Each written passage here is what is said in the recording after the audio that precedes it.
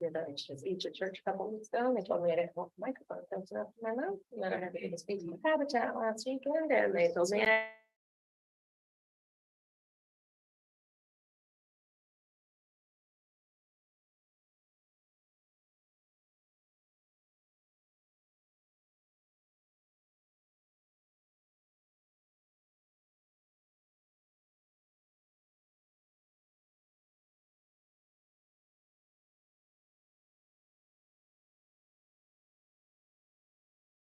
okay, we have the open meeting for the American Civics Public Meeting. We open that.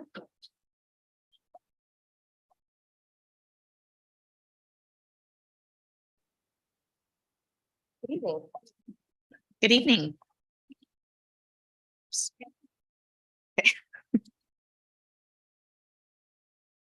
This evening, the Teaching and Learning Department is presenting to the Board of Education the principal statement of assurances. These assurances are meeting the requirements of the following: the Americanism Nebraska Statute 79-724, the American Civics Education Bill, which is LB 399, and Multicultural Education Nebraska State Statute 79-719 to 79-723. These requirements are required by these statutes and the legislative bill, and we are here to present the assurances that are signed by our building level principals that these, in fact, are covered in various areas within our curriculum. Each of our buildings are required to celebrate and recognize specific holidays according to those outlined statutes and the legislative bill. We are also required by these statutes to cover certain grade level content and utilize instructional resources that meet the Nebraska Department of Education state standards in the area of social studies. And that we are ensuring that through the work of our classroom teachers who serve on our curriculum writing teams are providing documentation that such assurances are set in place. Some of these assurances are included, but are not limited to the completion of the United Citizenship and Immigration portion or civics portion of the naturalization test in both 8th and 12th grade.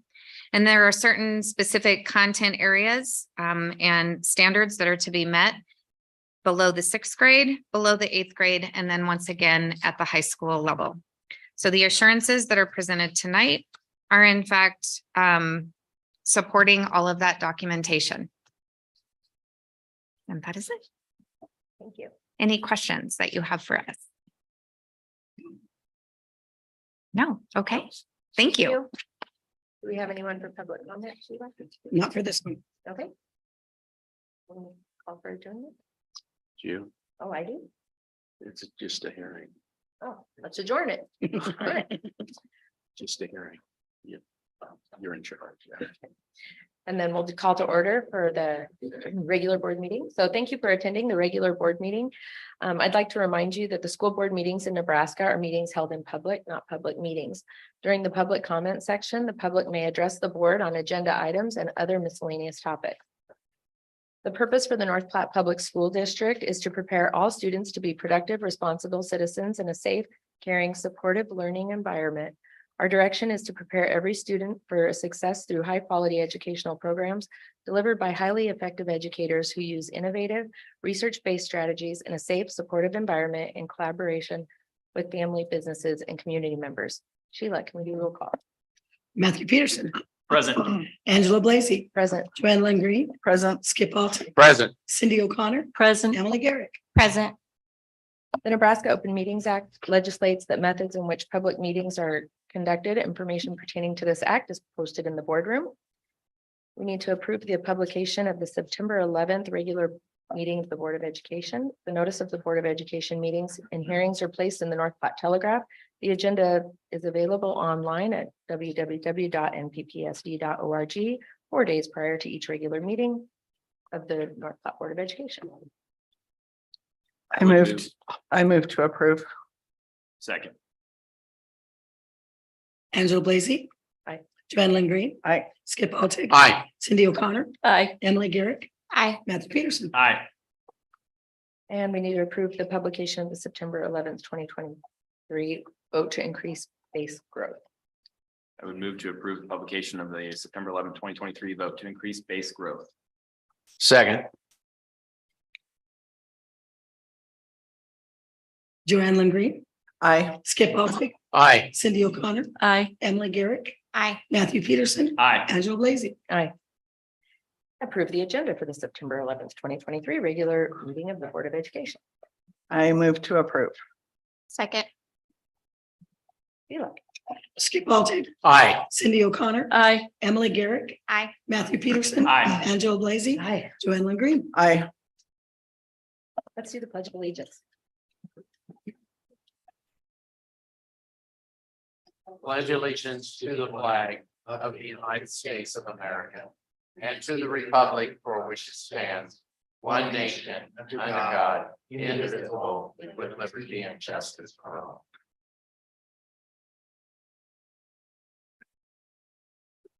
Okay. Communications, foundation report and staff recognition.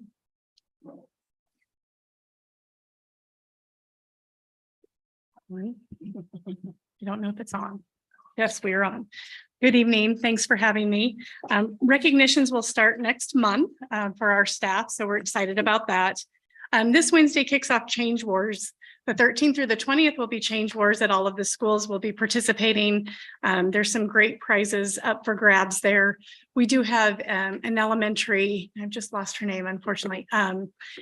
We received an estate gift from Gwen Dickinson. And so we will be giving each elementary school $250 to start off with Change Wars, since she was part of the district for so long. So we feel like that would really honor her wishes. So we're excited about that. And then, of course, last week we kicked off a Dress Down for Education, where you can purchase a t-shirt for $30 and $20 of that shirt can go back to the school of your choosing. Kind of a way to kick off Change Wars. And then we're asking everyone to wear that Dress Down t-shirt on the 22nd at the backyard barbecue. So it's had kind of a response. We kind of got a late start on that, but you can still order t-shirts if you're interested in that. We'll celebrate at the backyard barbecue on the 22nd from 4:30 to 6:30. The price did increase from $12 to $12 adults, $7 per student, but that does include a drink. We got that feedback last year that everybody wondered why it didn't include a drink. So we're including drinks. And we're very excited that we have judges this year. Thank you to Dr. Rhodes for being one of our judges, and our Dancing with the Stars champions, Officer Jeremy Johnson and Hannah Hoganson, will also be at the judges table with you. So we're excited to have them give back again to the foundation and for that event. They're super excited. It took them like 30 seconds to respond. It was awesome. So, and of course that night we're going to be turning on the scoreboard. So I need to be working with the district and figure out what that night looks like. So we'll let you know as that comes along. So is anyone driven by? So big. So, and I know we're going to be doing training next week and working on what that will look like. So we're excited. That's what's going on with the foundation. Any questions? Terry, not really a question, but I know we've talked about this a little bit, but I don't know if everyone knows, but the scoreboard comes with a curriculum. Is that correct? That our high school students can work with? Yes, Mr. Woolley will be taking that to his visual arts class. I don't know the exact name, that he might. Okay. Yes, he will be taking that as part of his class. So the students will be able to, Daktronics is going to give us something to get off the ground on the 22nd. But after that, the students will be able to design and create all that content, much like they do in the doghouse. But this will be a Daktronic board versus a Watchfire board. So it's going to make them even more, what do I want to say? They're going to have more skill sets because they will have worked with both. So it'll be a great addition. Mr. Woolley is very excited. He's already found the sub to go through training. So we're excited to have that piece of it. And I would say that was the number one thing. All of the donors and sponsors that you will see on the 22nd that help make that board happen is because of that curriculum piece, because they feel like that's a today thing that's occurring. And so we're being able to give the students skills right out the door when they graduate. So thank you for bringing that up. Thank you. Thanks, Terry. Thank you. Superintendent report. Thank you. Well, today was our full day professional development day, and kudos to Mrs. Carlson, Mrs. Douglas in our teaching learning lab, and of course our other directors as well for helping out with that event. It's a really big event to pull off when you bring in somebody on kind of that national level. And as we were visiting a little bit earlier, what's really neat about the Get Your Teach On is they've taken the Nebraska frameworks for teacher standards, and they've embedded those into their workshops and their breakout sessions to work with our teachers. So they are very specific, and they've identified those standards that go along with that piece of professional development. So everybody that was involved in that today just did an amazing job. Friday and Saturday at 7 p.m. You can put on your calendars that we have our fall play at the North Platte High School Performing Arts Center. So that group is performing Pride and Prejudice, and we're excited to be able to see how our kids perform in that. Some of you know North Platte has been selected as one of the school districts to be on the Commissioners Council. And actually, the first meeting is a week from today, and it's going to be right here in this room. So everybody is coming to North Platte. There are 32 superintendents on that council, along with probably 10, 11 to 12 Department of Education folks as well. So Commissioner Maher will be here on that day. Just be a nice sounding board that we'll have as it relates to the Nebraska Department of Education. So again, we'll be hosting that on the 18th of September. And then if you probably have received your state convention schedule. And if you notice in here, North Platte is going to present on one of the breakouts. Mrs. Busher and her student services group is going to present on our Helping Hands program that we presented several months ago. So we're really excited about that. Thank you. Do we have any board comments? Go ahead, go first. So I haven't been able to start visiting schools, but I just wanted to mention, I've been to a couple of sporting events with the high school, football games and other things. And really after we had Officer Johnson and Brandy come and present on safety and security, really just commend the high school and everybody involved there with their efforts there. There's been multiple emails that have gone out to families reminding them of the rules of not letting your children attend the games without an adult.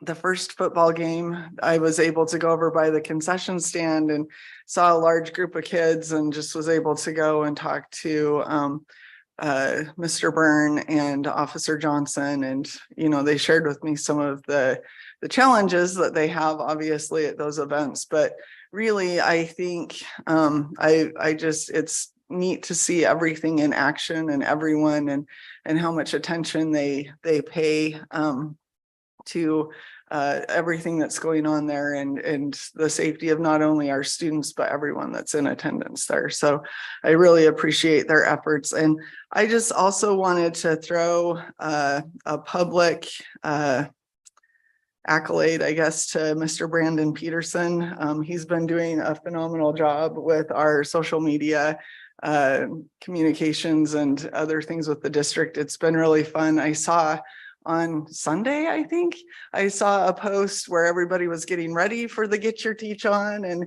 And so it's just been really fun to see some of the things that we don't normally see, you know, and giving the public that glimpse of some of the things that go on in our school. So really appreciate all of that. On August 29th, we all attended the Nebraska Association of School Boards area meeting that was held here at the high school. And one of the things that the association people talked about was how easy it was to work with the custodial staff, the administration at the high school, and how anything they asked for, they got. And that doesn't happen everywhere where they go. And they were really happy about that. And the workshop's great because you get a mix with school board members from the area, from McCook to Hershey and all the whole area. Also, the school board received an award. In my 8 years on the board, this is the first time that we've received an honorary award. Basically, what it means is you've had people go to all the various things that the association offers. Not all 6 of us can go, but at least 1 or 2 members have gone to everything in the last year that were offered. And that's how they really developed that award. And so I think that's great. Secondly, I visited Jefferson Elementary. I did start my schools on September 5th. It was a great visit. I loved how all the hallways are decorated outside teachers' classrooms with some of the projects that they have done, papers they've written, or little projects that they have made. Every classroom outside had that. And of course, every classroom inside had all of the various things that the teachers, elementary teachers, are so good at. Secondary teachers, not so good, but they really decorate their rooms. Mr. Ellsworth, we talked about some things. He has 2 of our international teachers at the building, and I was in both their classrooms. And he talked about how they had 3 more students enroll in the last 2 weeks at Jefferson, which I thought was interesting. So it was really, really good. And then our finance committee met last week at the high school, and we got a half a tour because we're only going to do half of it. We did the academic part last week, and Mr. Spatansky talked about the changes they have done, like alternative ed has moved back into the high school and where it was. They have in-house suspension room, which is my old classroom. It is. So all the changes that they have made and so forth, and then we'll get the gyms and the music and the industrial tech part next month. But just doing that, so I really got 2 schools done this month. But I truly enjoy those because you get to see why we are here. We're doing this for the students, and we get to see them in action and all the things that they are doing.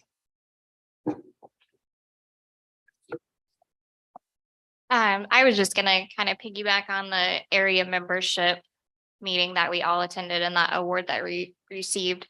I think that we should probably give some credit to Angela for a lot of those points that we wrapped up in this past year. So Angela, I just wanted to say thank you because you have really dove right in to all of the things and attended all of the things and reported back. And yeah, so just wanted to give you credit because we all went to things, but I know I did not go to near as many of the things you committed to. As Skip mentioned, we had an opportunity to be at the high school twice, at least the finance committee this month. And a couple of things that I thought were outstanding too is Mr. Spastansky really pointed out how the students have kind of taken ownership of decorating the building. And so throughout the halls, there's a lot of different forms of artwork that they've put up that the students have created.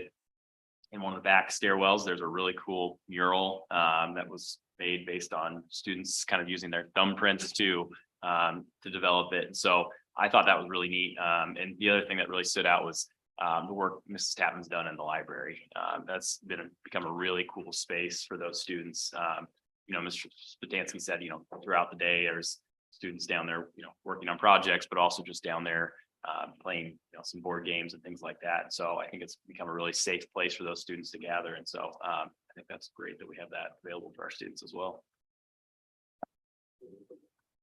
Okay. Anything else? Okay, committee reports, the Personnel, American Civic, Curriculum, Student Services, and Communication Subcommittee. Joanne? Okay, so we met last Tuesday. The meeting began at 7 a.m. Present were Angela Blasey, myself, Emily Garrick, Stuart Simpson, Dr. Todd Rhodes, curriculum directors Lindsay Douglas and Vicki Carlson joined us for part of the meeting. We reviewed the purpose and direction, just like we did tonight. We discussed the superintendent evaluation. We won't be doing that for a couple more months yet, but we talked about what that tool would look like for evaluating the superintendent. And Dr. Rhodes was going to reach out with some more questions that we had about that tool. And the goal is to complete the evaluation process in October, and presentation would be at the regular Board of Education meeting in November. We then talked a little bit about the 2024-2025 calendar. Dr. Rhodes presented us with some possible changes for that school year. We talked about the potential of a patron survey for that calendar, and then for future calendars, potentially. The proposed calendar would be vetted by the North Platte Public School District Cabinet, the NPEA, and the curriculum subcommittee. The goal would be to have a January or February approval for the 24-25 school year calendar. We talked about the dinner that was hosted just prior to this meeting, where we were able to meet with the international teachers that have been hired with the district, and some of the other individuals that were involved with getting them here and situated. We had a report from Vicki Carlson and about the Americanism. So she was able to provide us with a little bit more detail on the things that we're doing to comply with Nebraska State Statute 79274. And Dr. Rhodes noted that as part of the law, North Platte Public Schools Board is required to hold 2 Americanism meetings per year, which we did tonight, and we'll be doing another one in the spring. And then Lindsay Douglas reported on the new staff inductions, and she talked about how much training and information was presented to those teachers during those 4 days. And there was a discussion of how to perhaps split the training so that it doesn't overwhelm the new staff as we move into the future. And then she also talked about the mentor program, just because those teachers are presented with so much information in those 4 days, and then needing the additional support throughout the year, just being new to our practices at North Platte Public Schools. And then we went through the 4,000 policies. So it was a pretty heavy meeting, but we got through it all. Various formatting with and minor content changes on some policies were discussed. 3 of the policies needed larger updates and will be presented tonight for consideration. So the meeting adjourned at 8:14 a.m. Is there any other comments from the other members of my committee before we move on? The only other thing I was gonna just bring to the whole board, so we don't catch them off guard if we bring it up later. I had brought up policy 4062 as one that we may want to revisit at some point in our subcommittee, and may bring a recommendation before the board. And so the part that we were kind of looking at is on the second page, there's a statement that basically says, by allowing their students to participate in an activity with a cross-gender coach, parents and guardians consent to the entry of a staff member or his or her designee into the locker room at any time as necessary to maintain student safety and order. So we just felt like there may be a need to clean up that language and specify what that looks like, what circumstances might be appropriate. I don't think anybody had a great solution in that subcommittee meeting, but we discussed it. So wanted to bring it to the board in case it does come back up at a later date. Okay. Finance, Facilities, Operations, and Legislative Committee. It says September 5th, but was it the 8th? It was last Thursday, so whatever date that was, 7th, I think. Yeah, the minutes say 7th, so that don't sound right. Okay. So we did meet at North Platte High School. We began our meeting at 7:30. Stuart, Skip, Dr. Rhodes, myself, Cindy, and then Mr. Spatansky joined us for the first part of the meeting. Stuart made it very clear to Corey that he had until 8 o'clock on the dot to get the tour done. So we spent the first 30 minutes touring, as Skip said, kind of the more of a, I guess, the core educational wing of the high school. And then next month we'll meet there again and tour the rest of the high school. But it was neat to, as Skip said here, all the different kind of changes that have been developed over the last couple of years there. And not just the changes, but the reasoning behind those. And so we got a good in-depth tour from Mr. Spatansky. And then for the next hour and a half, basically, we discussed the budget. We talked about the proposed budget, 2023-2024 proposed budget, which has been published. We had a good discussion on that and the property tax authority. We kind of did a recap again of what the budget cycle looks like when we start discussing that, because after tonight we'll begin shortly in a couple of months talking about next year's budget. And so we covered all the different topics we talked about throughout the year. Still got a little bit of ESSERS out there. So Stuart went over the ESSERS, that ESSERS 2 has been closed out and ESSERS 3 ends basically a year from now, and what we're doing with those remaining funds. And then a good chunk of it we spent discussing the expenses we've incurred, the increase in expenses, which Stuart will cover tonight. We talked about insurance costs for buildings, our health insurance, things like that. And so Stuart gave a good in-depth analysis of all the rise in those costs. And then we had an opportunity to review the resignation letters that were attached. And then we adjourned at 9:20, only probably because a few of us had another meeting to get to here. Otherwise, we probably could have kept talking for a couple more hours. But it was a good discussion, like the last few months have been. Anything, Cindy or Skip, anything to add? No, I thought that was, yeah, and the reason we did adjourn is because Dr. Rhodes and Stewart had to get to another meeting, yes. Okay, consent agenda. Our adopted rules of parliament procedure, Robert rules, provide for a consent agenda listing several items for approval of the board by a single motion. Most of the items listed under the consent agenda have gone through board subcommittee review and recommendation. Documentation concerning these items have been provided to all board members and the public in advance to assure that an extensive and thorough review items may be removed from the consent agenda at the request of any board member. I'd like to remove item 9.2 from the consent agenda for further discussion. Okay, we can move that to an action item.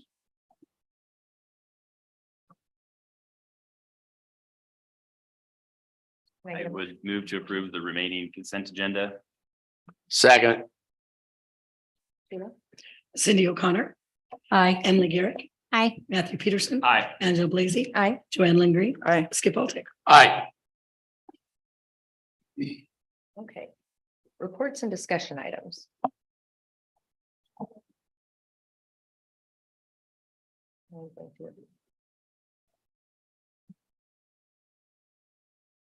You want to talk about it right now? Or do you want an action item? Okay. Reports and discussion items. Stuart, monthly financials and budget report. I'm working on it. I'm sharing my screen here. I'm getting to it. Okay. I'm not really going to go through the whole. Hang on here. There it goes. I'm not going to go through the whole budget or the financial report that you get every month, because number one, we're at the end of our fiscal year, and right now we're in the process of going through and evaluating all of our items within the budget financial reports, making sure that we have them taken care of. Second of all, as I told you last month, we're required by the state auditor and NDE, I believe it is, that we have to accrue our property taxes from the collections of August that we get on September 15th back on our financial reports. So in that, until that is done and we can say that the end of the year is closed out, I'm not going to really go through a whole lot. I'm just showing you right now my sort of summary schedule that helps me really address to make sure everything's in balance, everything looks okay, and gives you a really quick snapshot of what's going on in the district. So that's why I have this displayed on the monitors up above. Second of all, on September 27th and 28th, the auditors will be here. Once again, Emily, I will be asking you, they'll be asking a board member. I've had everybody else and Cindy's been around it for a little bit, so I'm gonna have you come in this year if that's all right. So that's what's gonna happen here this month. So, you know, from now until the 27th, we're gonna make sure that everything is addressed appropriately in the balance sheet. And all of our revenue expenses, I'm going through making sure that we correctly coded all the items to revenue and expenses. And then from there, evaluating all of our grants, because of the size of grants that we have, and I'll give you a quick. We have with our budget about $6 million within grants. And so with that, there becomes a single audit policy for federal grants. So with that, we're making sure that all of our grants are, number one, addressed. Number two, we're trying to make sure we have all the items for the end of the year for grants submitted. So we make sure that that money's coming in, because obviously we always want the money coming back in. And maybe just to clarify, what happens is that we get approval on our grants, then we have to expend the money, and then we turn around to submit it to NDE or wherever, and in that get the money back after we expended it. So in that, we're always in arrears as far as the funds coming in. So we're trying to make sure all of those are addressed appropriately, that were correctly identified. And then finally, when you look at the building fund on this one, which it says special building fund, I want to, once we get the property taxes accrued on there, as you know, we have approved the bid to upgrade the lighting at the PAC. And in that, we agreed that a portion of the money that was going to be carried over from this year in the special building fund would go toward the support of putting that, because we didn't want to tie all the funds up this year in support of the PAC, so we could do some other projects, because we also have to look at the welding room ventilation as well as stadium lights.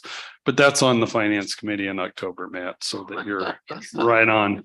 So anyway, many different things that are going on, but I really just wanted to touch on 3 different items, not really address the financial report. You can look at that, but I really wanted to go through, just sort of let you know everything that will be going on in the month of September to get ready for the end of the fiscal year, the audit, and then from there we can expand and start back over in October for our monthly financial report. I also want to update you on McDonald. Today, multiple vehicles were over there, Steele's and Larry's Glass. They were trying to get most of the MAPES panels installed. The door to the kindergarten room on the south side, as well as I was hoping, but I couldn't get over there this afternoon just because of everything else that was going on. I was hoping that they got the south side vestibule installed. And then we also have the west door, hopefully at one point in time will be installed.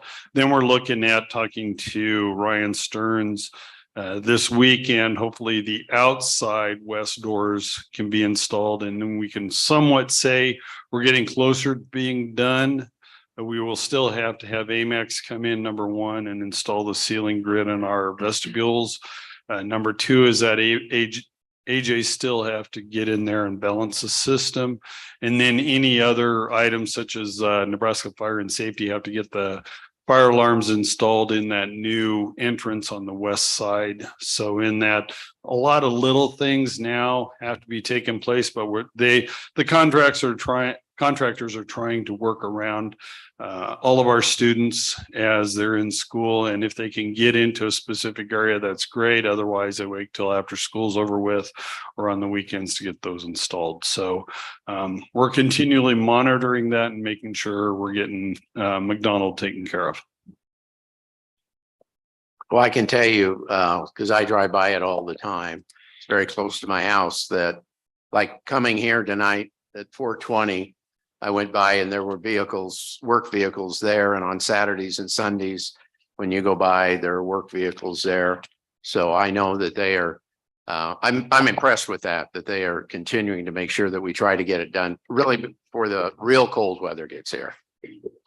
And, you know, that was one of my goals as we, the finance committee, as we walk through each of our buildings, And we went through McDonald twice, once in the fall, once in the spring, so we could get a sense of it since we changed committee members and really get an idea of what was going on and developing those vestibules as well as on the west side when students come in so that we can create, it's not going to be a comfortable room like this, but it's going to be out of the weather out so that people can get inside and then get themselves acclimated and ready to go into a building. So I just hope that we can get, I know we can get this all taken care of. Adams took a little bit of time going into September, October, and it'll be the same way with McDonald. And it's just because of the tight time frame in the summer, and all of our contractors did a yeoman's job on getting that ready for students in August. But then after that, trying to get every little piece taken care of is going to take us a little bit of time. Stuart, I'm going to ask because I know this keeps you up at night. As we look at our cash flow, do we have any idea when it looks like we haven't gotten our bump yet from the property taxes? The property taxes would have come in. I just haven't got them on the financial report at this point in time. So we're going to take a look at get those in, and then I will be updating the finance committee in October where our cash reserves sit as far as the percentage is concerned. We should be done with the audit so I can then have a little bit better idea. Second of all, just with the cash flow, like I said, I really worked at getting our ESSERS 3 money in before the end of the fiscal year, but I want to maybe try to address, since you brought that up, Matt, all the grants that we had. And I talked to you about how much the total dollar amount of grants that we deal with, but we have roughly about $1.3 million outstanding that are due from NDE on our grant information. And just to give you an idea, for example, on Title I, we had submitted a reimbursement request at the end of May for, and I'm trying to go off my brain here, February, March, April, May. So we had 3 or 4 months within that request. Well, the way it works at NDE is that you get your request and it's just basically you're in the hopper. And as you work your way up to there, they'll review it. Well, they finally got to ours at the end of August. We had to make a few modifications, got it back to them immediately. But because of the timing, that money is now coming in this fiscal year, not last fiscal year. Same way with, so then I turned around right after we got that one approved. I had to turn around and submit for June, July, and August for Title I. So that one's outstanding that we're waiting on. Same way with IDEA poverty. We got that one in, they got it approved. I got the next one in at the end of August, but obviously that's now into September for approval. Another two that I just want to really touch on, we had 2 ESSERS homeless grants that we had to that we were expending this year.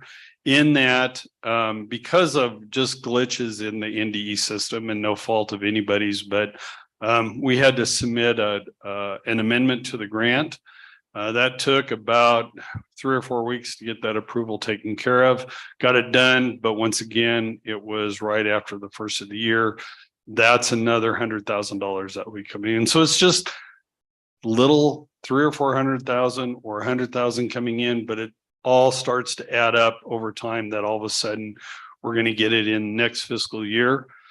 Just to give you an idea, last fiscal year, with all the prior money coming in, we were sitting at almost 950,000 that they finally came in the course of September, October, and November for last fiscal year. So we're always in a cycle of trying to get that money in as quickly as possible. And we try to do it with staff salaries and not anything else because it takes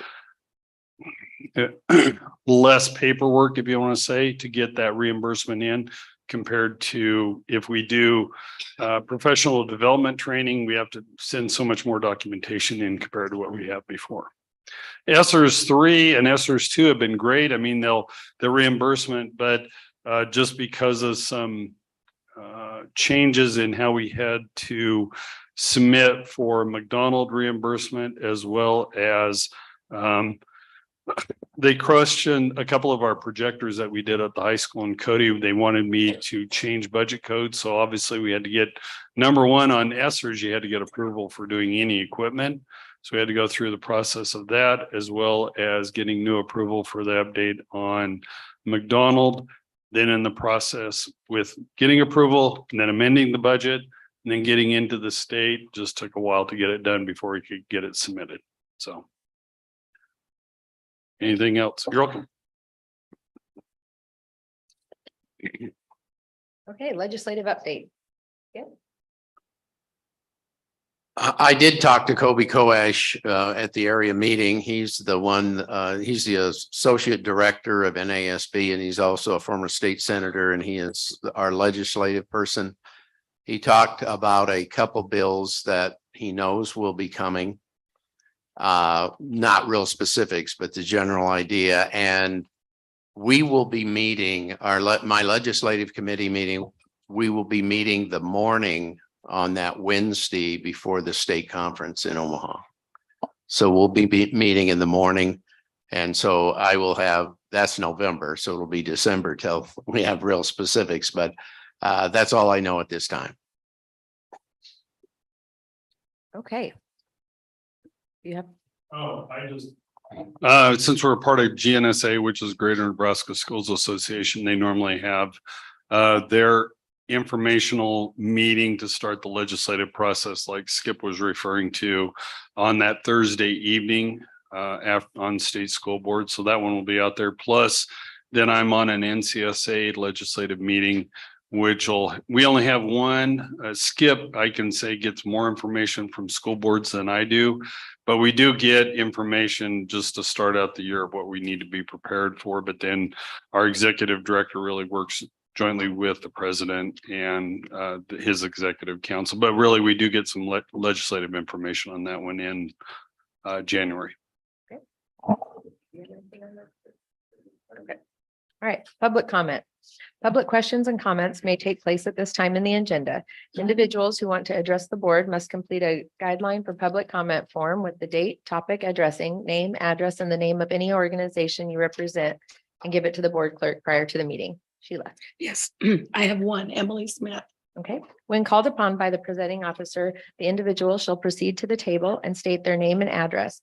An individual may not exceed 5 minutes, and a total time for all individuals who want to speak shall not exceed 30 minutes unless a majority vote of the board approves extending allotted time. This time for public comment shall not be used to address specific individual student discipline or employee performance issues. Complaint and grievance processes are in place to deal with the issues of this nature. Right.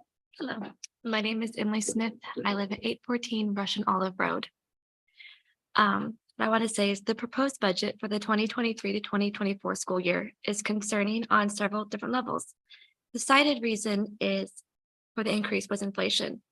We're all feeling the effects of inflation and have to adjust accordingly. My question to you as the board is, what was done to try and stop this increase? What cuts were talked about and made? And if no cuts were made, why do you feel justified in increasing the budget? Sometimes sacrifices need to be made, and sometimes we can't do everything that we'd like to do. It's an unfortunate part of life. But as elected members of the school board, you have to make tough choices. I believe that there are areas that we could make cuts in and still provide the quality education that our students require. Adjusting thermostats slightly higher or lower, making sure the lights are turned off when the room's not in use, cutting down on extracurricular activities, cutting back on free stuff given to students, and so on.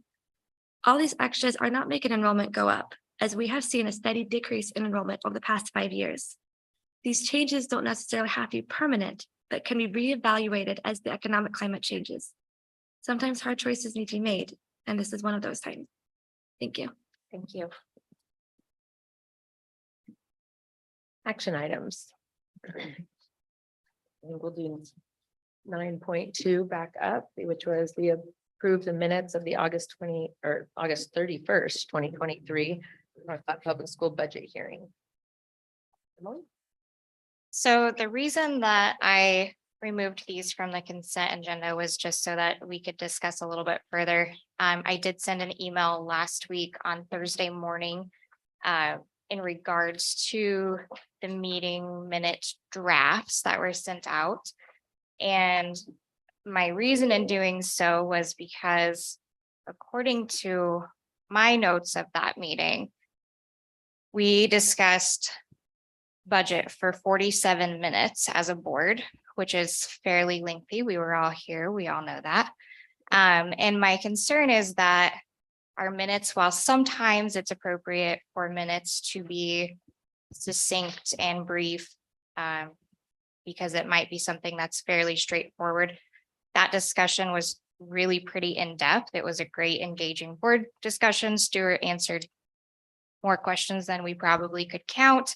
And I really feel like in order to feel comfortable voting for those minutes, we need to have a little bit more detail in there. And I do know that obviously our meetings are now available for the live stream to be watched after the fact, which is great for our community members who can't make it to the meetings. However, that is not legally required of us. And what is legally required is to provide minutes to our community. So if somebody is going back and looking for information on what took place during a hearing or during a meeting, that those minutes would reflect that. And so that's why I removed that from the consent agenda. That's why I don't feel comfortable approving the minutes as is. I would like to see some more details, some of the numbers that were discussed, questions asked, concerns that were brought up, so that those minutes really communicate to our community the very, I think, transparent conversation that took place amongst us as a board member or as board members during that board hearing.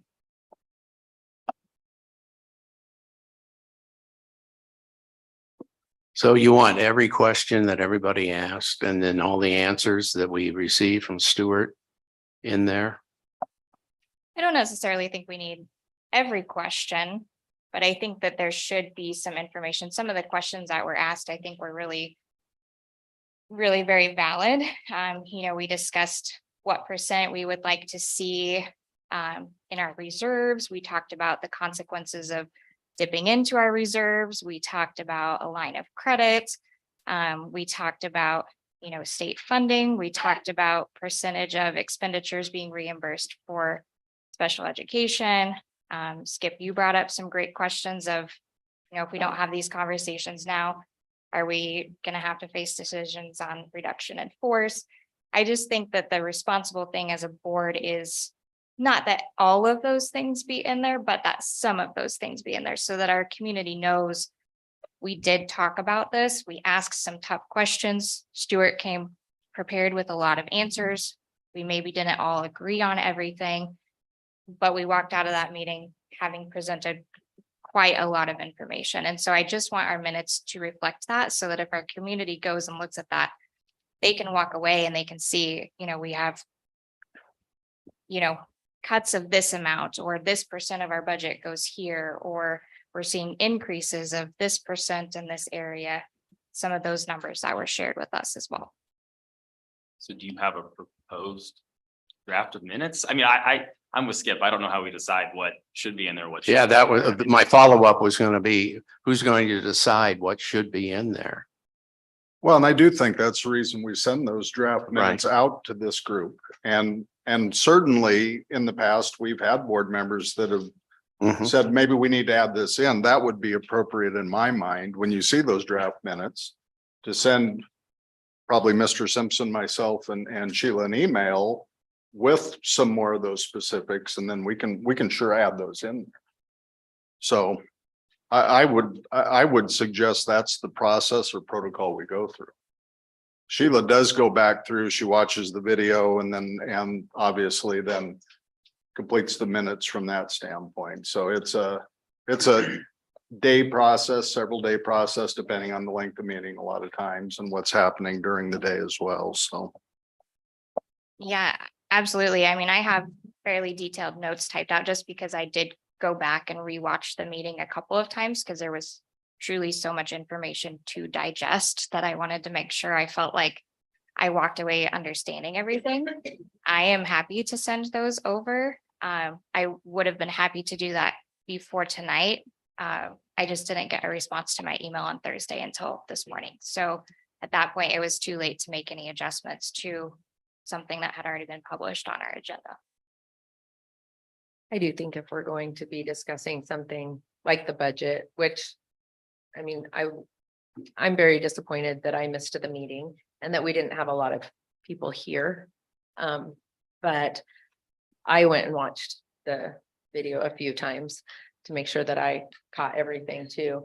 And the minutes were very short compared to all the conversation. Like, I love when the board gets to talk together and bounce things off, because you see things completely different than I do. And I might like your way better. So it was nice to hear some of your questions. And I do think that just as the public, they would like more detailed minutes, maybe even just something in there that says this was videoed and here's the link or something. And I don't know how to else to get people to.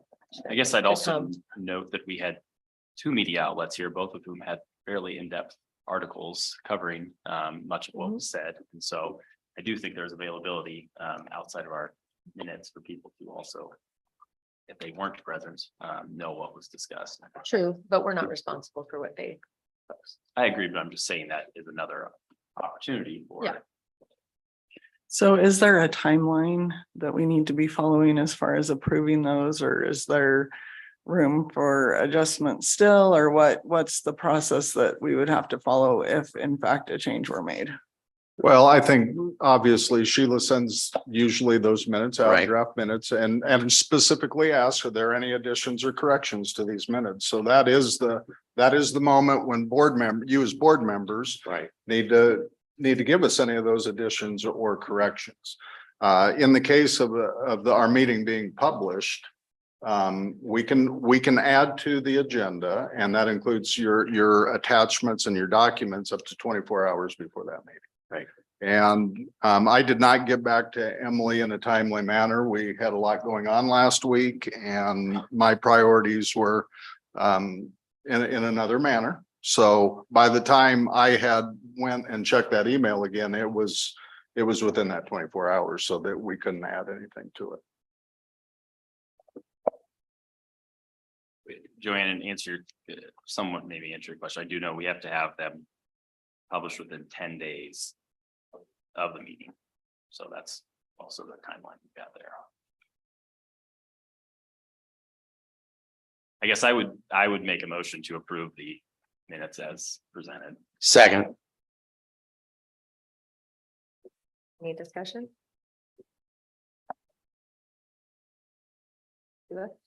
Matthew Peterson, Aye. Angela Blazy. Aye.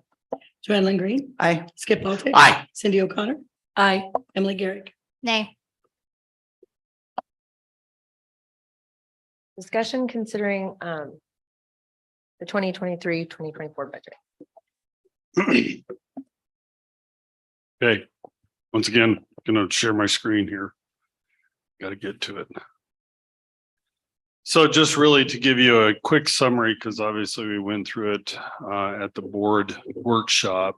And if there's any additional items that you want to address, please let me know. But on the screen, this is what we were required to publish to the patrons in regards to North Platte Public Schools budget, really going through all of our specific funds that we have to oversee in the process. Number one, I'm going to say this, the actual for 21-22, and I probably didn't address this on the 31st, but I was thinking about this as I was getting ready for today. The 21-22 is the actual. The 22-23, it says actual estimated disbursements. I'm going to say this, that's not even a close representation of what we're doing. And why I say this, and I can look at Dr. Rhodes as what he has to do. We have to complete that in June. We have two months of transactions that are going on. I can look back at Lindsay and Vicky. We had a lot of curriculum work going on, and I'm trying to estimate what's going on here with those two items, as well as all the construction projects that we were going on. So the costs that were going to be incurred I'm trying to put together something. So it would be better for me to just say this is the budget that we had so that we could move forward. But pursuant to the state requirements, we have to do an estimated. So when you're trying to compare numbers, it's better to either compare actual or budget. So I'll take you into that piece here in a little bit, but then we're required to publish the disbursements or expenditures for each of our funds. And then it goes through all the other items, which is a different story because of the requirements that we have to fall into on property taxes. So you can see our budget of disbursements for the total funds is 70,378,746. So with that, I'm going to just bring up my little quick snapshot, which is attached to your board discussion phase, which breaks down all of the funds that we have into two separate categories. One is property tax supported funds and all other funds that we have to operate. And I'm gonna look at Emily. She had a really good question at the budget workshop or the budget hearing from the standpoint of what do all of our funds do and why are we budgeting accordingly compared to what the actual number was. But in summary, we try to make sure that we have budget authority in each of our funds. In that, for example, in the general fund, we have a 3.5% increase on that one, which is relative to various items. And we discussed that from our health insurance required increase of 7.5% to our 15% increase on our building content coverage to another 15% increase on utilities. And I can go through a PowerPoint, but I sort of was saving that for the next action item. But when you look at all the other funds, you can get an idea. Now, special building fund, I want to clarify, yes, it's going up 29%, but I want to account for number one, the additional expenditures that'll be coming out for ESSER 3 for McDonald, as well as ESSER 3 funds for the Eisenhower. And so I wanted to make sure I have enough, number one, budget authority within there to account for those two projects, plus the carryover funds as I discussed from last year so that we could do our various other projects that we really have in the works in there. Qualified capital purpose is just bond, but then really going into the other ones, depreciation, employee benefits, school nutrition, activities and cooperating non-property tax funds, but we just have to have that budget authority accordingly. So anyway, what you can see is 70,378,746 compared to 67 million last year, or a 4.6% increase overall. But that's if you start trimming down what we're having to do in the special building fund, what we're having to do on an increase in our activities, because I'm so happy to say, our students really do get out there and really do help their school buildings or help the activities they're in, as well as all of our patrons that come out for all of our activities that we have, from speech, drama to all of our sports. So we try to make sure we have a budget authority there. I'm going to say this, next year you could see, especially in the special building fund, that percentage being the negative, because now we're closing out ESSER 3. We're getting back down to where we were before that whole federal funding came into play. Same way with activities. All of a sudden, you're going to see that maybe flatten out. And now all of a sudden, we don't have to worry about anything in the future. So, when you talk about it, you can start breaking it down and looking at various funds and the percentages accordingly. But that's what I have for the district for our budget for 23-24. Hope that makes sense. I didn't mean to rush through it, but I was trying to just sort of hit the high points.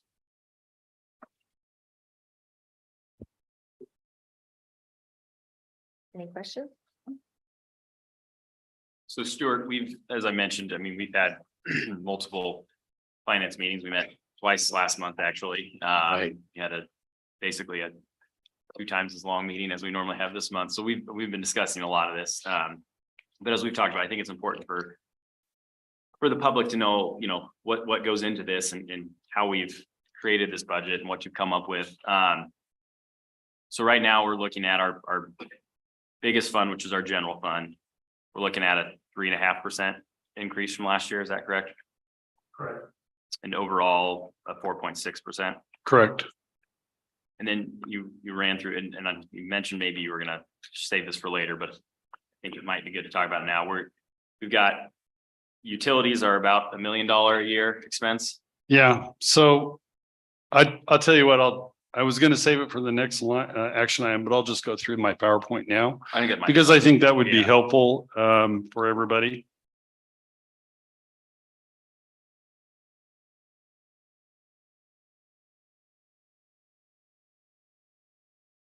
Yeah. Sorry to throw off your. floor. No, you're fine. I'm trying to, once again, I had to share, I had to, a little bit of a pause here. So in the 23-24 budget, I always try to come up with what we're trying to do in the district each and every year. So maybe coming up with a 2-word identifier of what we're trying to do. And we're trying to come up with instructional innovation here in the district. And I can look back at Lindsay and Vicky, and then what Dr. Rhodes mentioned too about our professional development that we had going on today. But anyway, this is going to be somewhat of a story for the first couple of slides, but I think you need to understand as a school district, we live under, and Dr. Rhodes can clarify it, but 100 different rules that we have relative to me as what I have to do on the audit, to financial reporting, to transportation, to Rule 10, which basically covers the instructional aspect of what Dr. Rhodes and Vicky and Lindsay have to do in the district. I guess I could include Erica in that one. What we have to do in the district to ensure quality of education. So with that, I tried to maybe lay it out what we have to do and why we have to do certain things, because we're held accountable to this. And second of all, when we have and the word is going away from me, Dr. Rhodes, but we're going to have a review, outside review by various people coming in, because that is a requirement within Rule 10 this spring, because they want to make sure that we're an educational institution that has met the standards set up by NDE. So with that, and this is just taking one snippet of it, because Rule 10 is like 250 pages and I'm not going to go through the whole thing, but really we have to look at each individual area. An elementary staff, what are required to do? Instructional staff members have appropriate training preparation to work with elementary school children. We know that. And then the scope of the elementary school curriculum and cross-disciplinary structural strategies. So once again, we're required to have elementary staff. Second of all, middle grades, we know that. But staff members at the middle grades are knowledgeable of the growth and development of middle grade students. They have knowledge of the curriculum content which are responsible they use for teaching strategies that engage students actively in learning. They build up elementary content. And that's a very important piece right there. They build elementary content. So when Vicky and Lindsay and Erica are looking at curriculum, and that's what I was talking about this last summer, we have to have an alignment between what we're teaching in kindergarten through 5th grade to continue on to 6th, 7th, and 8th, and then on to high school. So that's a very important piece that they have placed in Rule 10 that we have to follow. Then finally, in our secondary staff, instructional staff members in the secondary grades have specialized preparation in the subject area or field and knowledge of the developmental level of students. Staff members use strategies that help students become actively involved in the learning process through in-depth study of subjects and through experiences that use and apply knowledge, skills, and understanding across the curricular areas. And I wasn't reading the first ones, and I apologize, but I all of a sudden realized, that the people out in the on YouTube that are watching that, would probably like to hear that a little bit more because it's hard to see. So I will start reading some of the more of the PowerPoint so everybody gets an idea. But really what they're saying, and I can look at Skip at this, is you taught at the high school for years. You were trained and developed in the curriculum that you had to be. So then once again, This is a requirement by NDE within Rule 10, and I give you the code area that they put it in too, is each elementary school has a principal assigned who holds an Nebraska administrative and supervisory certificate with an endorsement appropriate for serving as an elementary principal or for superintendent. When the number of full-time equivalent teachers supervised by a principal in one or more school systems reach 10, the principal is assigned at least one half-time for administrative and supervision, and the principal is assigned full-time when the number of full-time equivalent teachers reaches 20. And we try to monitor that. I know Kevin monitors that in regards to how many students that we have in a building or teachers. So then all of a sudden, the number of equivalent teachers supervised by a principal reaches 10. The principal's help. I forgot to cut something off. I apologize, but it's there. But so 8.04A, which is secondary school. Oh, the previous one was for middle school and it didn't come out. And I apologize. So that one was one half-time for administration and supervision, and the principals assigned full-time when the number of full-time equivalent teachers reach 20 or more. And it should have said middle school, and I don't know why it didn't. And then each secondary school has a principal assigned who holds a Nebraska administrative and supervisory certificate with an endorsement for serving as secondary principal or for superintendent when the number of full-time equivalent teachers reach 10 or more. And the principal is assigned at least one half-time for administration and supervision. The principal is assigned full-time for administration and supervision when the number of full-time equivalent teachers reach 20 or more. So once again, they continually give the same information, but it's really trying to ensure that we have a principal supervising teachers appropriately. So as we look at our budget and what we have out there, we have elementary curriculum that we have to follow. Once again, as we look at it, it's alignment. The elementary instructional program is based on state or locally approved standards for students' learning and helps each student acquire knowledge, skill, and understanding in subject areas. The instruction is appropriate for the grade level of the students. Teaching and learning activities in the general environment stimulate, nurture, and encourage involvement in a wide range of learning experiences, and the program helps students apply and extend basic skills by integrating topics throughout the curriculum, and the schedule is sufficiently flexible to encourage teachers and students to address emergent needs and topics. And then at middle grade levels, the middle grades instructional program is based upon state and local approved standards for student learning, builds upon the contents of elementary grades, which is really important. As I said, alignment, extends the depth of learning experience and provides exploratory experiences throughout their curriculum.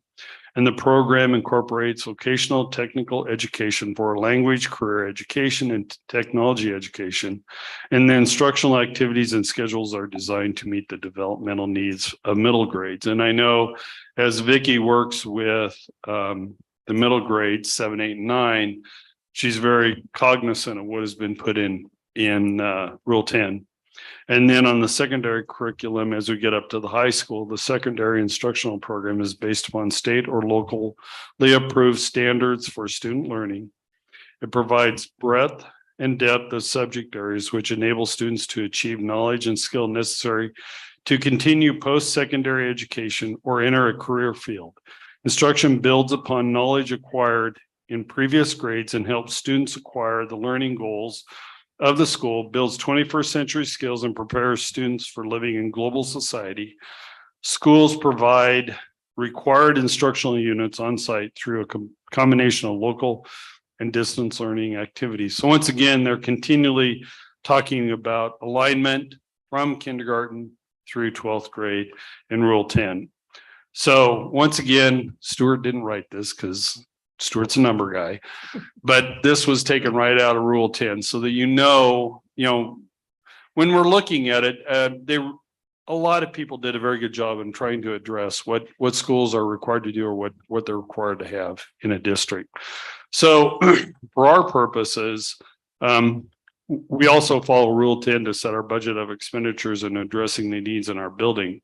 So the big piece that we always have to deal with is our teachers or our certified staff.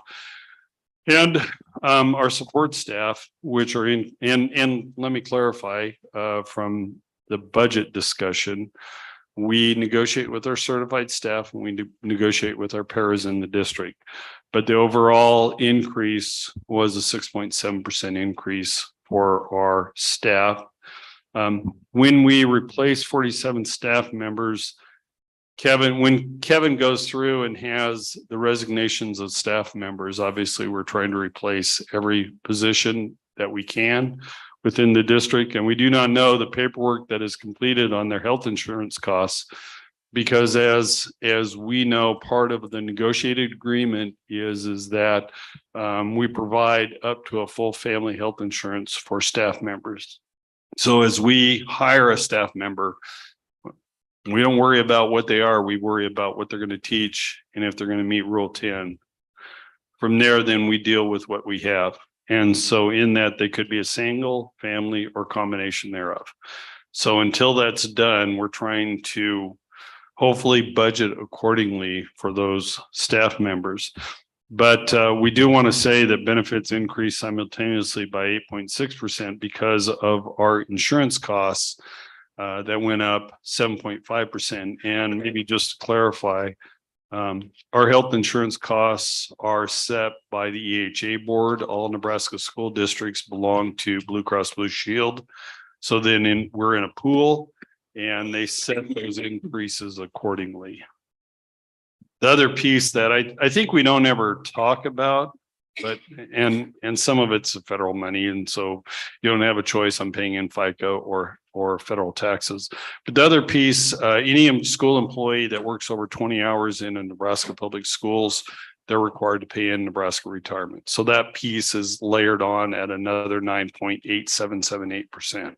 So just clarification on what we're required to do internally. So, Matt, I'm sorry. I thought it was out there and I was struggling to find it and I didn't have it. And so I'm saying, I said this because there was some additional requested information, but I remember it off the top of my head a little bit. But so just to let everybody know what our utility bills are for North Platte Public Schools.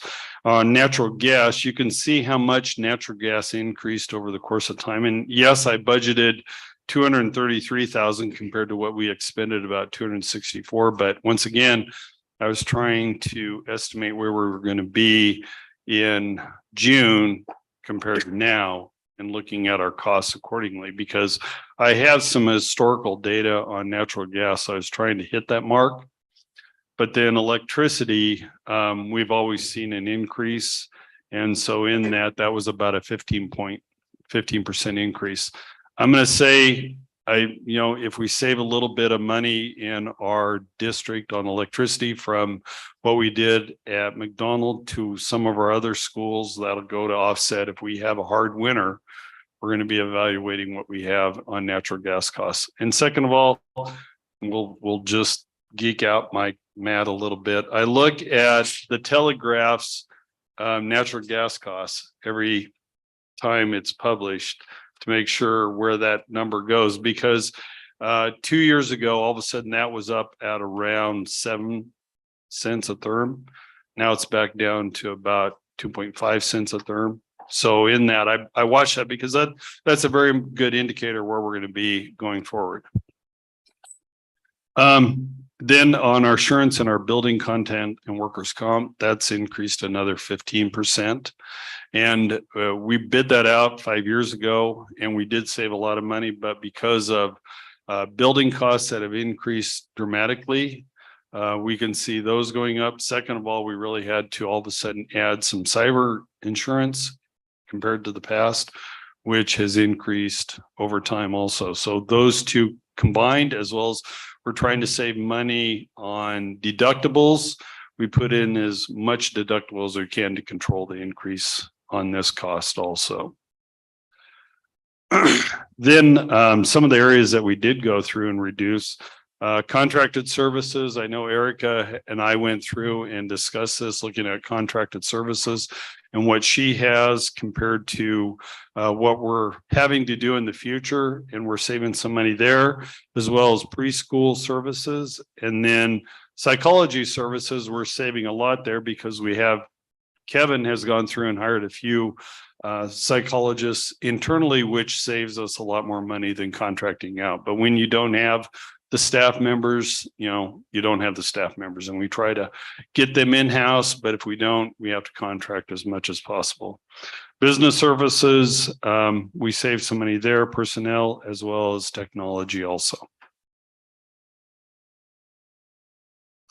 So I want to talk a little bit about our cash reserve percentages, and it's always been a question. We asked this at our budget workshop or our budget hearing. Keep calling it a workshop, but where are we?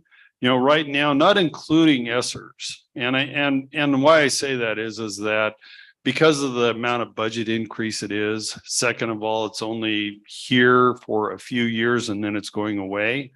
I try to exclude that when I'm looking at the overall calculated budget percentage, even though the state would look at it differently. I look at that as something as is fleeting. So in the process, right now we're currently sitting at, estimated 22%. But number one, we're getting done with our 22-23 fiscal year. I will be presenting an actual cash reserve percentage where we should be or where we could be in October, and then update the 21-22 to the actual so that you get a better idea. This is grants.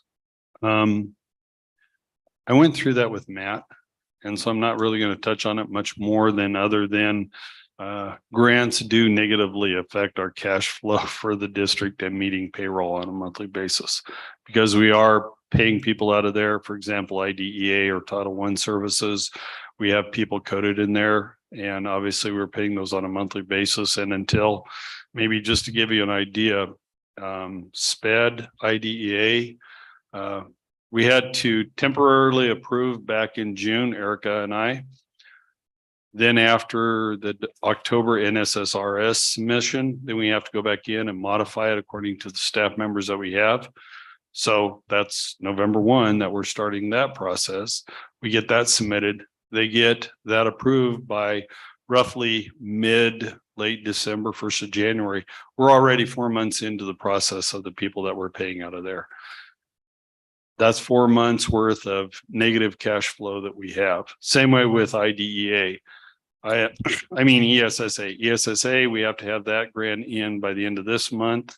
Last year, working with Vicky and Lindsay, they all of a sudden sent it back because we had to update it based upon what our NSCAS scores were.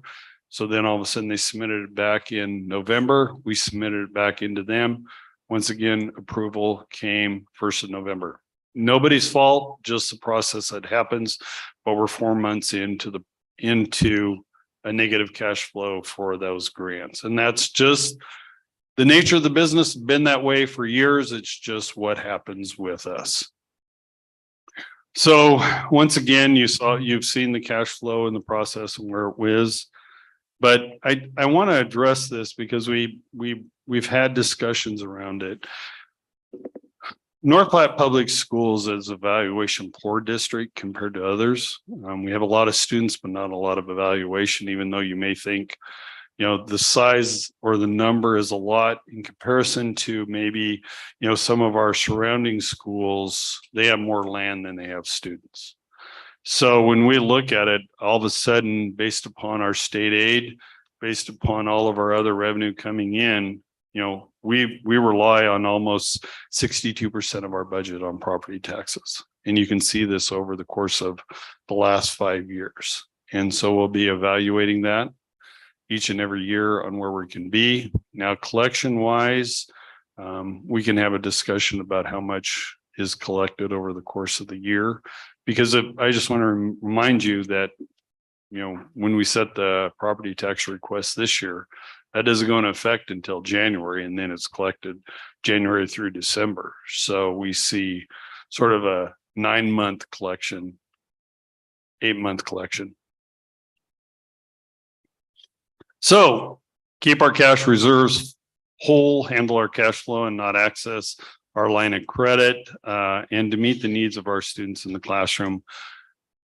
I say we need your support in the process of the budget, to continue on our road to success in the instructional part of our district. Actually, Stuart, I was really glad you put that Rule 10 in. Because so much of what controls us is through state statutes and laws. And the legislature just passed several more that we have to change policies on, and then we have to look at it, how it affects us. And in one way, the new aid hurt us. And we talked about that in our budget hearing, that it hurt us. But the Rule 10 is basically telling people, this is what we have to have if we are going to hold an accredited school. We have to have these things. And without them, then you lose your accreditation. And that's what we'll go through in the spring when we do this. So I know that I liked that you put up the specific things that you cut out of the budget this year. That was really specific that you talked about, but we didn't have specifics at the hearing, which is really, really good. But I appreciate all of those specifics that you gave us, whether it was Rule 10 or what had happened. And of course, you know, it hurts us. You know, inflation has hit us like anything else, but we also have to take care of the people that work for us, whether they're teaching, maintenance, paras, so forth. And we also, the main thing, we have to do what's best for the students in North Platte Public Schools. Right. You know, we have to provide them with the best education possible. I'm going to stop sharing this before we go any further so that people out watching can see.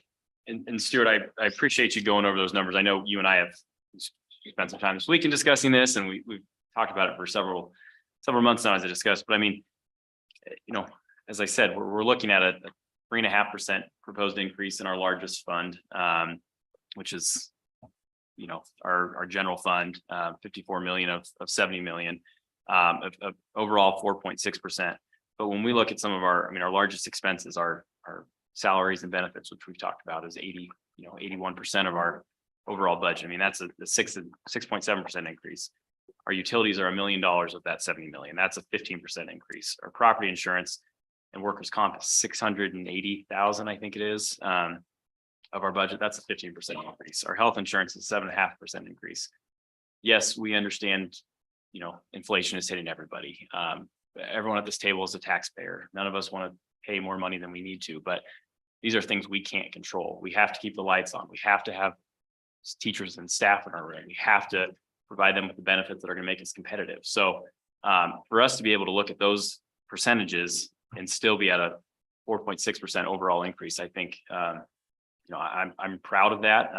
Yes, I wish we didn't face an increase, but we've spent time going back and forth. You know, Skip just talked about it. I mean, we've asked you, you know, what can we cut? You guys looked at this budget and you cut almost 600,000, I think, of our purchase services, which were outlined. I asked you the other day, and I'm going to ask you again, is there anything in this budget that you feel we can cut that will not impact our students?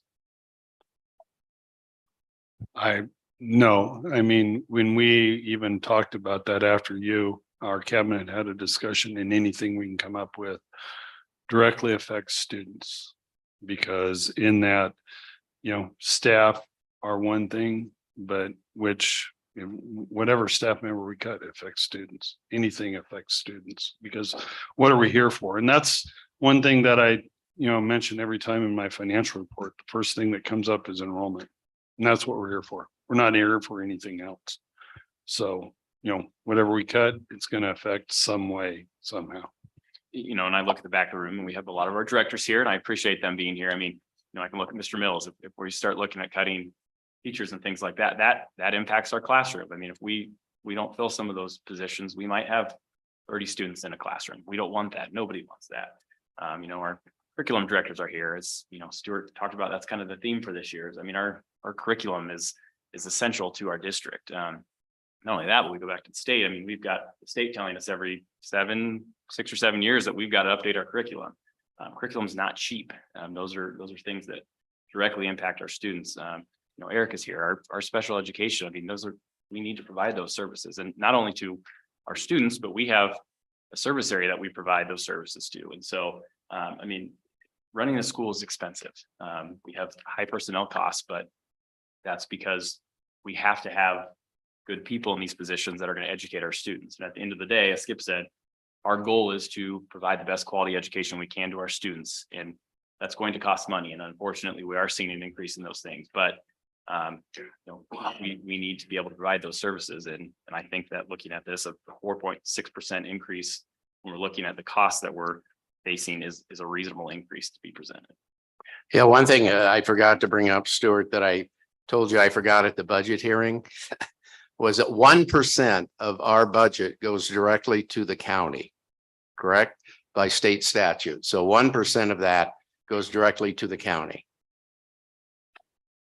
I think maybe what we want to clarify too is that whatever property tax request we have to set, plus the 1% then has to fall within the guidelines of $1.05. So we have to be cognizant of that 1% because that's not above and beyond what is set by the district. So I just wanted to add, one of the things that we talked about in one of our meetings was we talked about where our funding comes from. It comes from the state, comes from local property taxes, it comes from grants. And I reached out to the School Board Association over the weekend and just asked them where Nebraska ranked in state aid to schools. They said prior to this legislative session, we were 49th out of 50 in state aid to public schools. And they said right now they're estimating after this recent legislation that it's going to move us up maybe into the 20s or 30s, but it's still not enough. I think the state could definitely do better, especially with all of the things that they hand down to us as far as things that we have to do that they're not going to pay for. And I just wanted to add that I really do think, I mean, a lot of the things that we hear as board members, as we hear, you guys have a lot of teachers leaving, you have a lot of students leaving, you have a lot of, this, that, and the other, and how come you can't control that and get that? But if we are cutting the training that we're providing for teachers, we're making classrooms bigger, if we cut activities for students, all of these things are just going to lead to problems down the road. Where, we are going to have more people leaving. If we have classroom sizes that are too big, we're going to have students leaving. We're going to have teachers leaving. If we don't provide the extra training to teachers, again, that's another benefit that I had on one of my school visits last year. There was a principal that told me that was one of the things that she loved about our school district is all of the extra training that was provided to teachers to help them to be better teachers. We cut activities for students. That's one of the things that's going to put those kids on the streets or, in other places where they're going to cause problems. I'd much rather have them being involved in activities where they're learning how to be the productive citizens that we hope that they'll be. And those are the places that they can learn those things. So it's one of those things, and I know that the administration knows that this budget has been something that every year, honestly, I lose sleep over because I hate that I have to go and tell people, especially people in a fixed budget, that we're going to raise their taxes. But at the end of the day, I feel like we're doing it for a good reason. And this is something that I'm willing to support. This might be a crazy question because I like to ask those. So as I look at a home budget, which I know is on a lot lower scale, when I say I can't afford my bills, I don't think that I'm going to get rid of a child.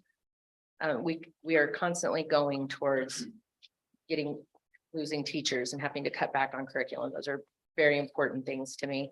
So I wouldn't get rid of a child. I would look at littler things that could add up to something big. So when we go through like our claims audit, we don't see budgets and fringe benefits when we look through that. That's all P cards and different things like that.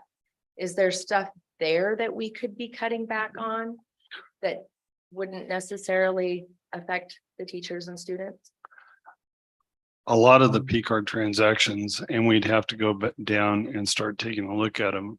Because, and once again, I'm gonna look at Skip because he's been here, but a lot of the transactions within there, and we'd have to go back and look at them. Number one could be from any coach that we have in the system, and those are coming out of the activity fund. So in that has no bearing on the general fund. And second of all, you're going to look at that and you're going to say, well, why did the players go to, we'll just say Olive Garden or, Chick-fil-A or something like that? Well, number one, we provide, if they're going more than 100 miles, we're providing them a meal for any of the athletes. So all of us, or activities. But none of that comes out of the general. But that does not, so we'd have to go through and start looking at them. Second of all, there were some transactions in here this last month, because I know I was asked by, I want to say Cindy, and it wasn't Matt, but it was the previous one, in regards to, what were these transactions for on this P card? Well, all of a sudden we got an additional $30,000 from the state through ESSERS in support of a program. And in that we had to go through within 2 months and expend it. So all of a sudden you're seeing transactions. So what I'm saying is that, yes, we could go through and look at some of those transactions and say, what is inappropriate transactions and what are appropriate. But first of all, we have to take a look at each individual P card and say activities, and then from there, getting it down to the principal level in the, 6 card, 12 cards that they have for each building, one for each building. So each of our buildings and so forth, and take a look at that one. Where does that money come from? So within the buildings, a lot of times it probably does come out of their general fund, but some of them may have received some funds from their PTO. And so now all of a sudden they can use their P card, and then they pay for that out of their activity account for their building level. So once again, it's going through that process and determining what is appropriate, what is not appropriate, and then trying to determine, is it coming out of their activity account or is it coming out of their general fund account? So, and the other thing too is we may have a lot of transactions are through technology. So we're going through and buying either new computers or replacement parts that parents have been charged for because of a breakage of a computer, or they need replacement parts for anticipation of breakage, and those are coming out of activities. So I'm not trying to say all of them are activities, but we do have a myriad of where that funds will be coming from. So I'd have to go back through and take a look and say, where is it coming from and how is that processed? But, one more thing. Plus on the claims audit, all you see is a total number besides the payments to feds and so forth. And Stuart, as a follow-up to that, we get pretty good interest on those P card transactions, correct? We get 1.6 right now. It is. Hopefully that'll increase with the Fed rate, but it's 1.66% cash back. So roughly about every quarter we're getting $19,000 coming back into the district that helps support something else that we can do, that we can use it for.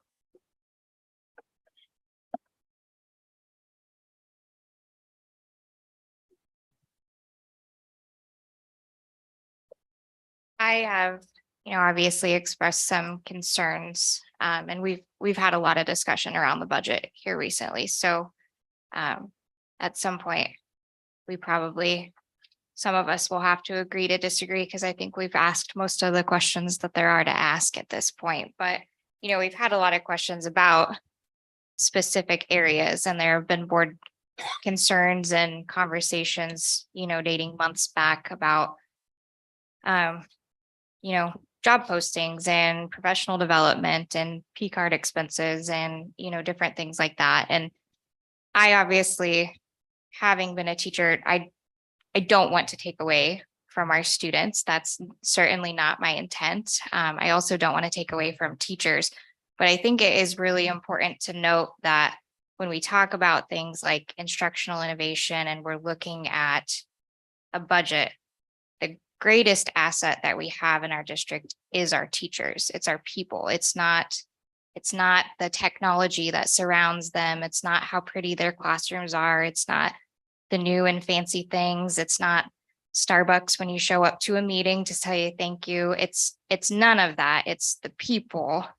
And if we prioritize the people and the way that we treat them and the way that we support them, the way that we hold our students accountable to relieve the stress in their day, I mean, those are things that don't have to cost us very many dollars at all.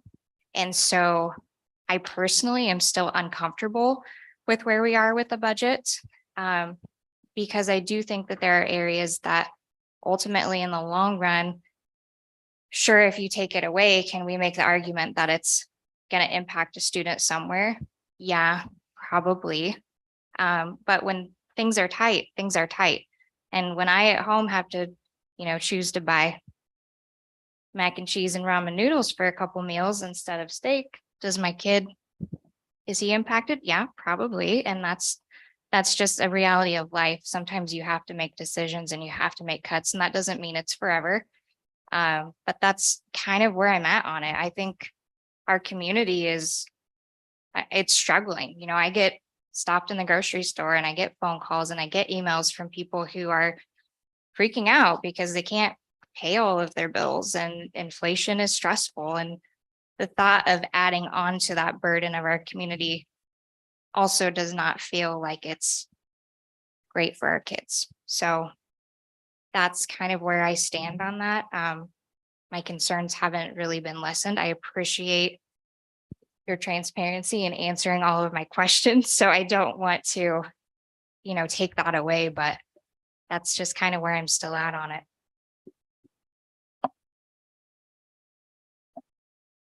I guess at this time I would move to adopt the 2023-2024 budget as presented. Second, Sheila. Angela Lacy. Nay. Joanne Green. aye. Aye. Aye. Nay. Matthew Peters. Aye. Okay, passes. Now we have to discuss, consider, and take all necessary action upon adopting a resolution increasing the school district's base growth percentage by up to 5%. Stuart. So the legislature last year passed LB 243, saying that all school districts have a cap on their revenue at 3%. And with a myriad of some adjustments, whether it's LEP property and a couple other items.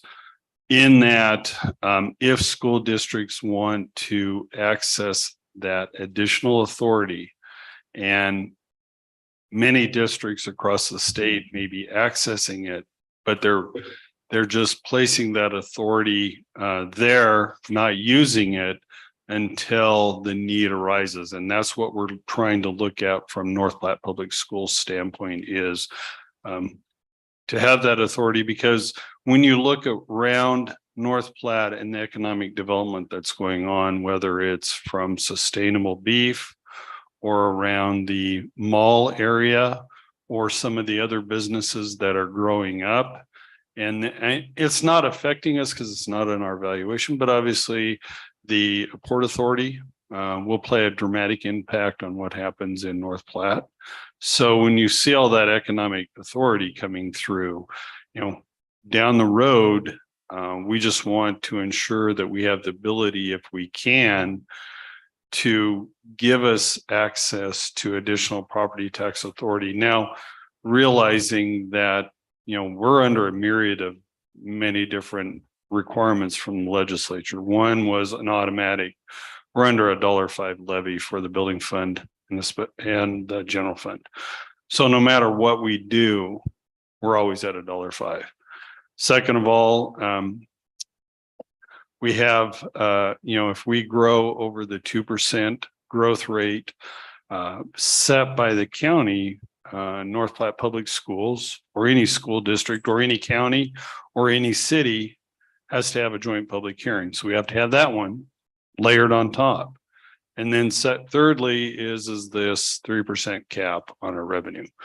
And that everything plays into how we're supposed to operate a district's budget and what we're supposed to go on.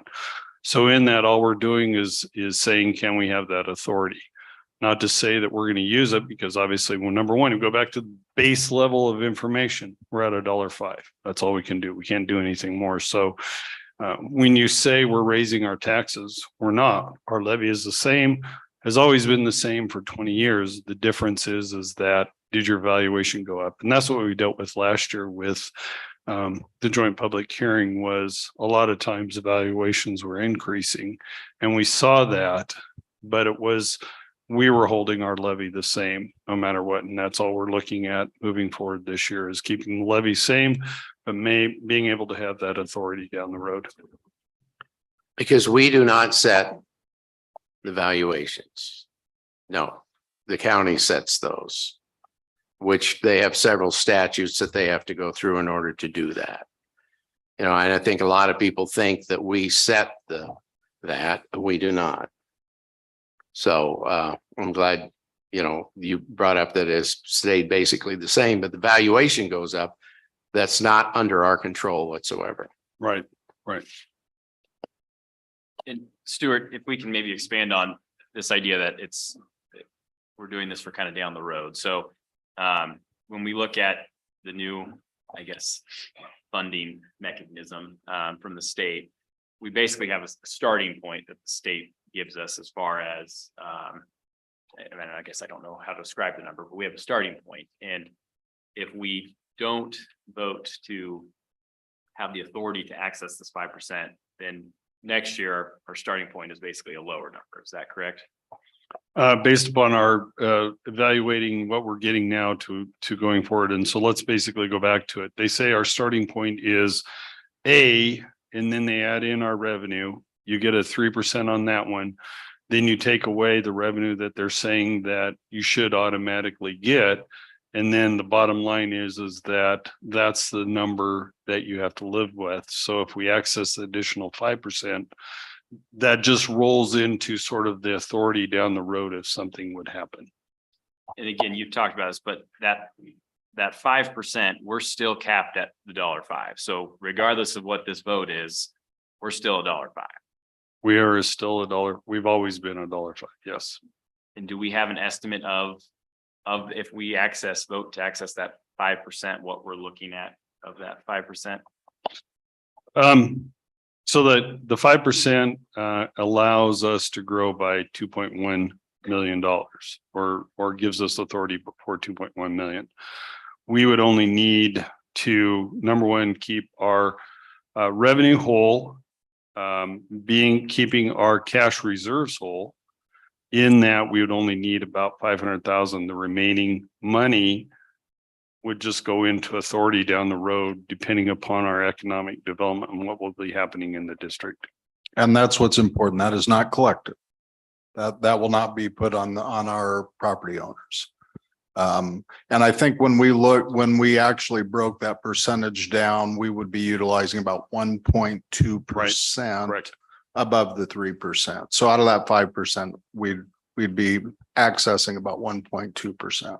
And if we didn't access that 1.2% based upon the budget we just approved, we'd be dipping in reserves as our only option. Correct. Yes. Correct. What problem does that create down the road? If we dip into our reserves this year, what does that look like next year and the year after that? Well, number one, if we dip into our reserves, depending upon, as we go back to grants, how much money we have to take out to pay for grants until we get those reimbursed. And then depending upon how the cash flow of our property taxes, because obviously in North Platte, we're heavily loaded on property tax to support our district. We could be dipping into our line of credit at some point in time. I don't know when. Because obviously, as we look at that graph that I show every month, is February, March, April are our lowest months. And depending upon how state aid and everything else comes in those months, could create issues where we could access our line of credit. Second of all, down the road is, we know that number one, we're going to grow economically in town. So how is that going to affect our valuations? Number one, we don't know, but we believe that those are going to be growing here over time. Number two is that we hope that we get more students coming in. Well, if we get more students coming in, then obviously we're going to get more state aid, but then can that help sustain us through some of the projects until they're up and running? We don't know that. So we're trying to project or think about as we go forward into the next 2 or 3 years, can we have that authority to make sure, number one, if we're growing by students, Kevin's going to need to hire more teachers. We're going to have to do more curriculum.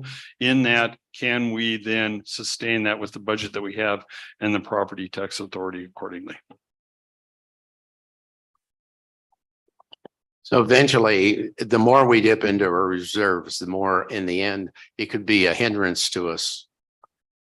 As far as, it could go, and I've talked about this in the hearing and I've talked about it in the finance committee.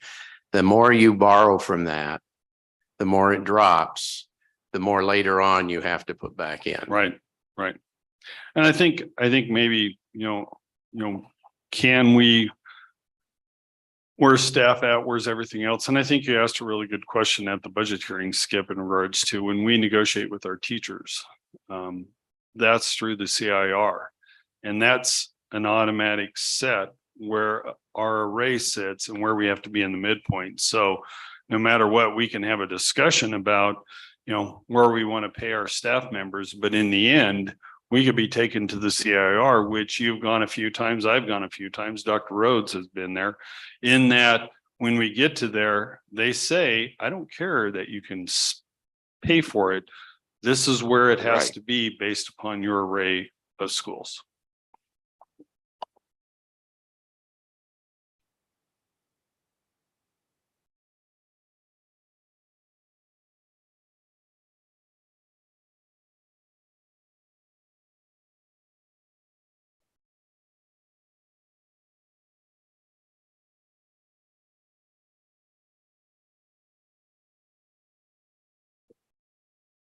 I would move to adopt a resolution increasing the school district's base growth percentage by up to 5%. Second. Joanne Lingery. Aye. Skip Culture. Aye. Cindy O'Connor. Aye. Garrett. Nay. Matthew Peterson. Aye. Angela Blake. Nay.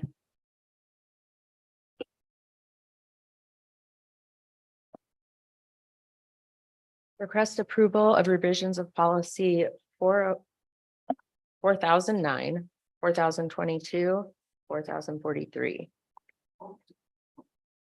Okay, as Joanne said earlier, the committee reviewed the 4,000 policies. We did have some minor edits to some of our policies. These 3 had some pretty significant revisions to them. So the restrictions on employees receiving gratuities, the old policy or the current policy has set that dollar amount at $50. So an employee who, because of his or her employment by the school district, receives any bonus, merchandise, or gift with a value over $50 must disclose that receipt to the office of the superintendent. We are revising that, making the recommended revision to 250.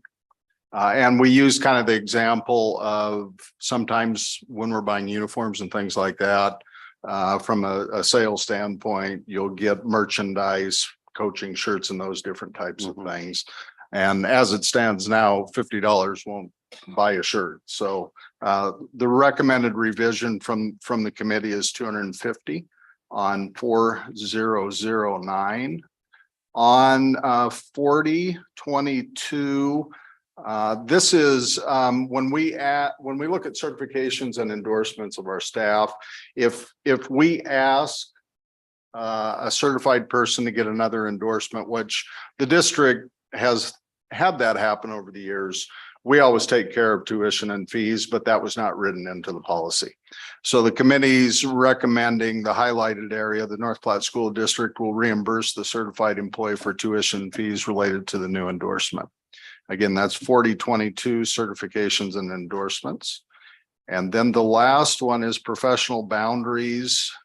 And if you remember several years ago, this was a new policy that came out of the legislature and state statute. This was simply updated to align with the type of communication systems we have in place. So we added Apogee rooms into that policy on page 3. Prior to that, we utilized the Remind system where we had communication and Remind. We weren't getting kind of the service and support we wanted to with Remind, and Apogee rooms is a much more secure system for communication with parents and students. So those are the 3 policies. Anything from the committee on those 3 policies?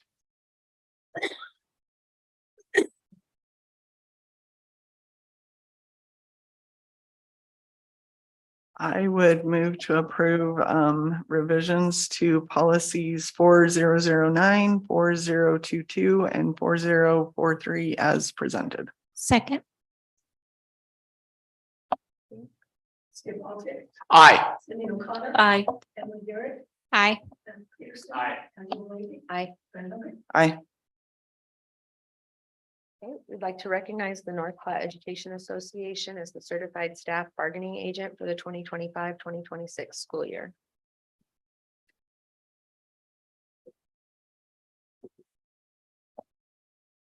I would move to approve or move to recognize NPEA as the negotiating body for certified staff for the 2025-2026 contract year. Second. Sheila? Cindy O'Connor. Aye. Emily Garrett. Aye. Matthew Peterson. Aye. Angela Levy. Aye. Brenda Lee. Aye. Skip Alter. Aye. Okay, the Nebraska Association of School Board Superintendent Evaluation Rubric.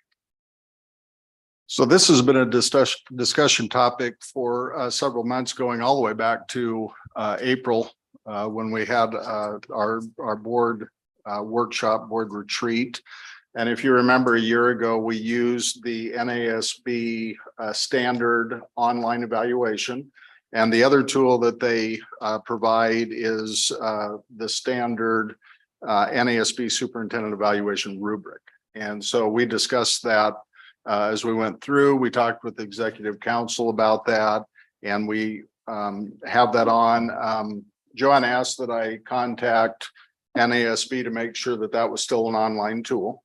And Katie Corfield said, yes, it is an online tool. So we will need to, because it's a little bit different than the old evaluation. If you do approve that tonight, we'll need to get that sent to Todd Wolverton with NDE and make sure that it's approved. I mean, on record with any NDE, they'll approve it like we went through a year ago. Yeah. So, exec council, anything you would add to that? No, I think this has been a good, I mean, it's been evolving the last few years. We've moved to a more, I guess, what I'd say maybe a more thorough evaluation a couple years ago with NASB. And then this was one that was discussed, and I think it looks like a good, and other districts use this, so it won't be a problem getting it approved. It's just a formality of. Right, they just have to, it has to be legal. I'll use that term, that you have to send that to them. But yeah, I think the tool itself is excellent. And again, backing up, there's so more, used to be meets, doesn't meet, or no decision, undecided. Now we have a scale of what, 1 through 5 on everything. So I think it's much more in depth as far as an evaluation tool. Well, and one of the things that we talked about that we liked is that we'll be able to make it fit our district a little bit better than the previous tool that we were using. So I think it's going to be good as we move forward.